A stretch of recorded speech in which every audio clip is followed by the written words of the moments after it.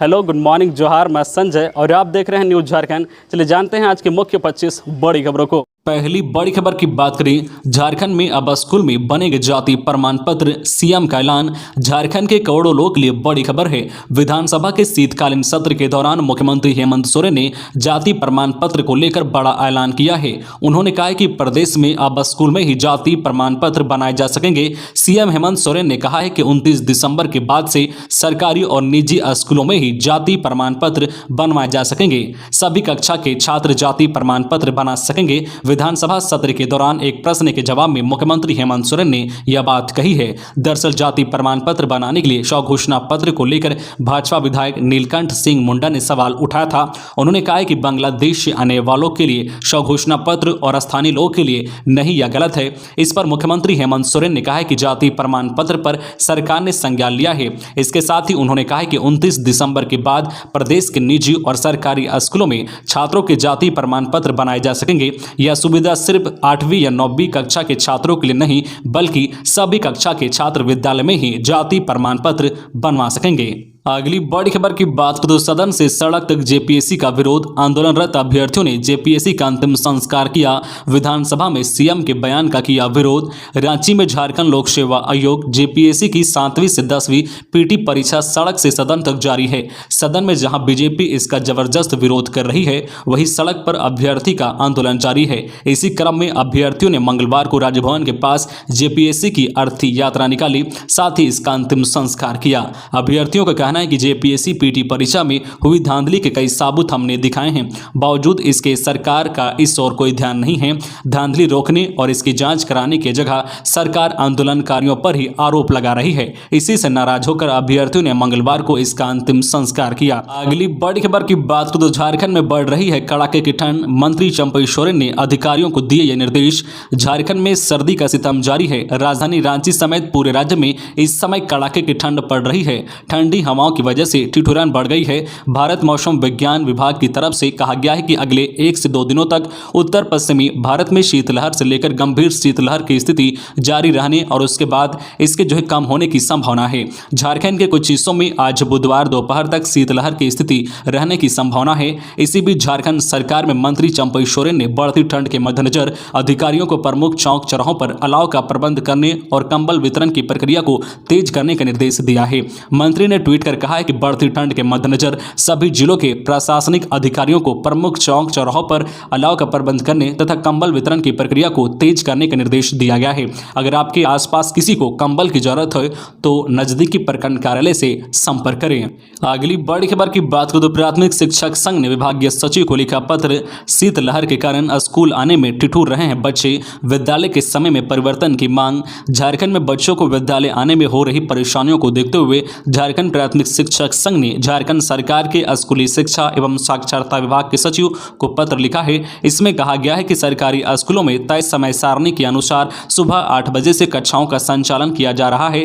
इसी बीच कई जिलों में न्यूनतम तापमान 5 डिग्री सेल्सियस से नीचे रह रहा है। शीतलहर के कारण सुबह स्कूल आने में बच्चे ठिठुर रहे हैं। ऐसे में विद्यालयों के समय में परिवर्तन किया जाना चाहिए। पत्र में कहा गया है कि ठंड से बच्चों की सुरक्षा को सर्वोच्च प्राथमिकता दी जानी चाहिए। राज्य में शीतलहर का भयंकर प्रकोप है। स्कूल में पहुंचने के बाद भी बच्चे कांप रहे हैं, लिहाजा परिस्थितियों का हवाला देते हुए समय में परिवर्तन का आग्रह किया गया है।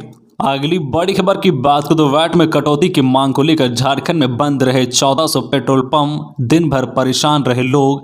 झारखंड में वैट में कटौती की मांग को लेकर करीब 1400 पेट्रोल पंप मंगलवार को बंद रहे।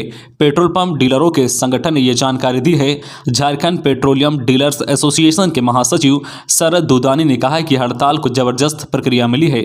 सुबह से ही राज्य के सभी पेट्रोल पंप बंद रहे। उन्होंने कहा कि हमारे पास हड़ताल पर जाने के अलावा कोई विकल्प नहीं बचा था। हमारी पेट्रोल और डीजल पर वैट की मौजूदा दर को 22% से घटाकर 17% करने की मांग है।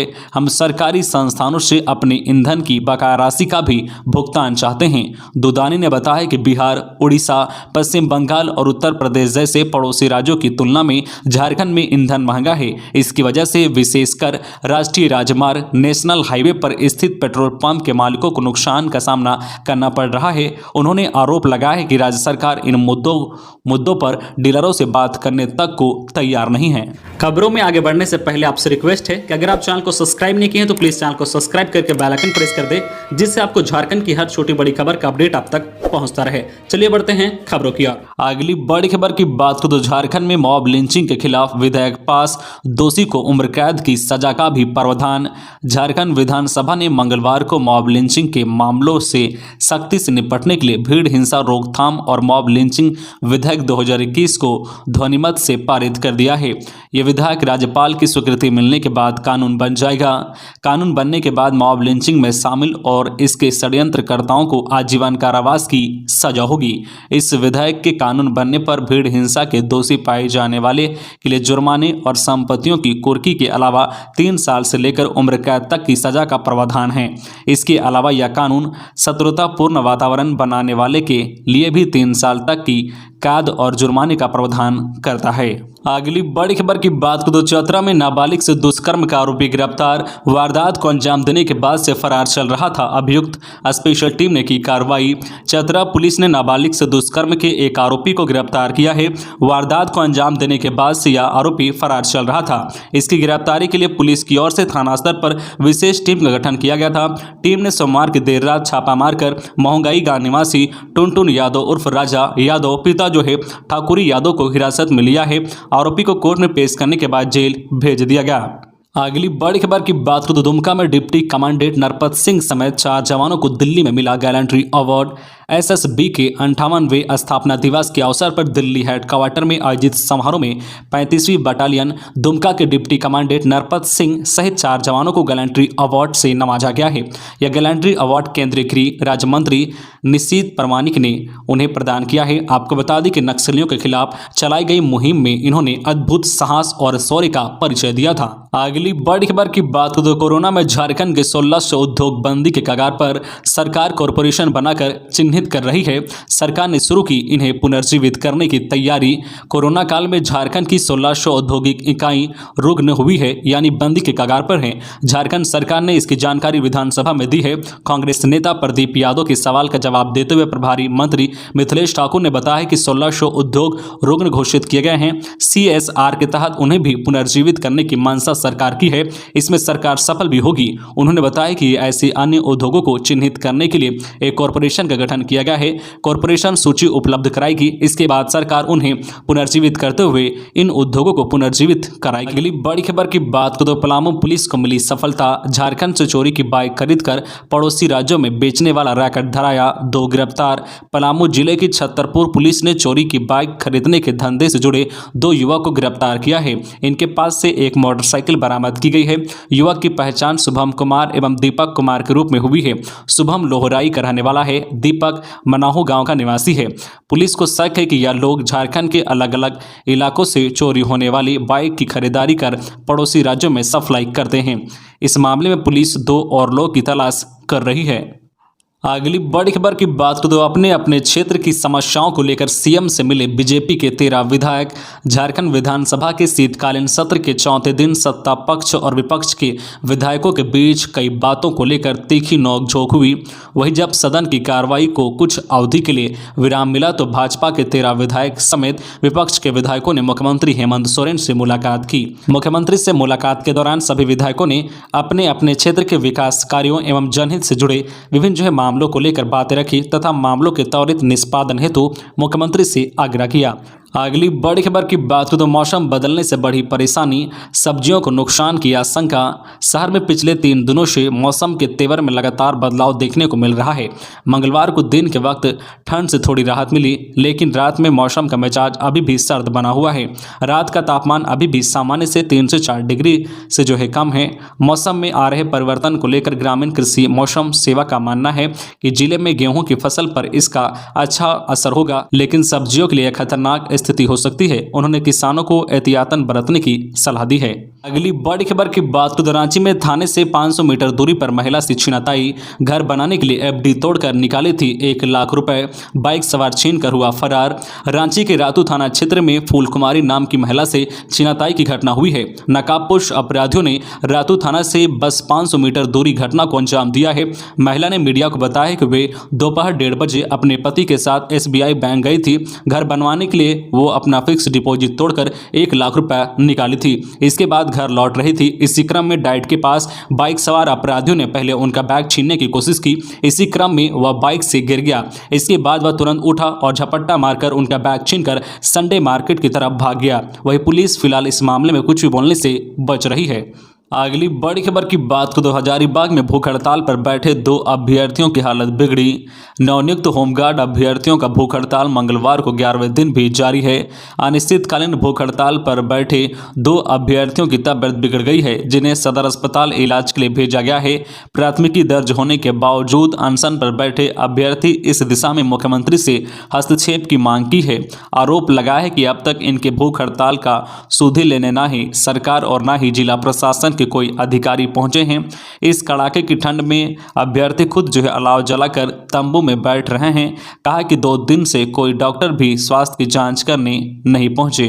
अगली बड़ी खबर की बात करें तो 2 बच्चे के पिता ने दिल्ली में रचाई दूसरी शादी। गिरिडीह के गांवा थाने में पहली पत्नी ने दर्ज कराई FIR, न्याय की लगाई गुहार। गिरिडीह में एक पत्नी ने अपने पति पर हिंदू मैरिज एक्ट के उल्लंघन का आरोप लगाते हुए FIR दर्ज कराई है। पत्नी का आरोप है कि पति ने तलाक दिए बगैर दिल्ली में दूसरी शादी कर ली है। शादी का वीडियो सोशल मीडिया पर वायरल होने के बाद उसे मामले की जानकारी मिली। इसके बाद पत्नी ने गांवा थाना पहुंचकर पुलिस को अपनी शिकायत सौंपी है। महिला का नाम संगीता देवी है। वह पंडरिया की रहने वाली है। 10 वर्ष पूर्व महिला की शादी लालू प्रसाद यादव नाम के व्यक्ति से हुई थी। दोनों के 2 बच्चे हैं। अगली बड़ी खबर की बात करें तो TPC एरिया कमांडर समेत 8 उग्रवादी गिरफ्तार। इंसान समेत कई हथियार बरामद। चतरा और लातेहार में आतंक का प्रयाण बने TPC area commander Rahul Ganjhu समेत 8 उग्रवादियों को पुलिस ने गिरफ्तार किया है। SSP सुरेंद्र झा को मिली गुप्त सूचना के आधार पर पुलिस की टीम ने यह कार्रवाई की है। बुढ़मू थाना क्षेत्र के सीरम गांव के जंगल में घेराबंदी करते हुए सभी उग्रवादियों को गिरफ्तार किया गया है। गिरफ्तार उग्रवादियों में राहुल गंझू उर्फ खलील, टिब्बू गंझू, अर्जुन कुमार, सैफ अली, सजिबुल अंसारी, अनीस अंसारी, अकबर अंसारी और छोटू पहान शामिल हैं। इन उग्रवादियों के पास से पुलिस ने एक इंसान राइफल, एक देसी राइफल, 2 पिस्टल समेत कई अन्य सामान बरामद किए हैं। अगली बड़ी खबर की बात करें तो चतरा में बैटरी चोरी करने वाला गिरोह सक्रिय। एक रात में 2 वाहनों का बॉक्स तोड़ा। 15 दिनों में 5 ट्रैक्टर को बनाया निशाना। झारखंड के चतरा इलाकों में वाहनों से बैटरी की चोरी करने वाला गिरोह सक्रिय है। प्रतापपुर प्रखंड में एक रात में 2 वाहनों की बैटरी चोरी कर ली गई है। कुकुरमन निवासी मुलायम यादव तथा कसमार गांव निवासी चंचल अग्रवाल ने मंगलवार को थाने पहुंचकर ट्रैक्टर से बैटरी की चोरी की अलग अलग प्राथमिकी दर्ज कराई है। इन घटनाओं के करीब 15 दिन पहले भी बभने सोनवर्षा से एक ही रात में 3 ट्रैक्टरों से बैटरी की चोरी की गई थी। अब तक इस मामले में पुलिस की ओर से किसी की गिरफ्तारी नहीं की गई है। अगली बड़ी खबर की बात करें तो JSSC नियुक्ति की नई नियमावली के खिलाफ दाखिल याचिका पर सुनवाई कल। हाईकोर्ट में मंगलवार को chief justice doctor Ravi Ranjan व जस्टिस SN प्रसाद की खंडपीठ में JSSC नियुक्ति को लेकर बनाई गई नई नियमावली के खिलाफ दाखिल याचिका पर सुनवाई हुई। सुनवाई के दौरान अदालत ने पूर्व में दिए गए आदेश के तहत नियमावली से संबंधित सारी याचिकाएं अगली सुनवाई तक कोर्ट में पेश करने का निर्देश दिया है। सुनवाई के दौरान राज्य सरकार की ओर से एक आवेदन देकर कोर्ट से समय की मांग की गई है। खंडपीठ ने अगली सुनवाई की तारीख 23 दिसंबर निर्धारित की है। अगली बड़ी खबर की बात करें तो बिजली संकट पर ऊर्जा सचिव से मिले भाजपा विधायक। उत्तरी छोटानागपुर प्रमंडल के जिलों में बिजली संकट पर भाजपा विधायकों ने ऊर्जा सचिव अविनाश कुमार से मुलाकात की।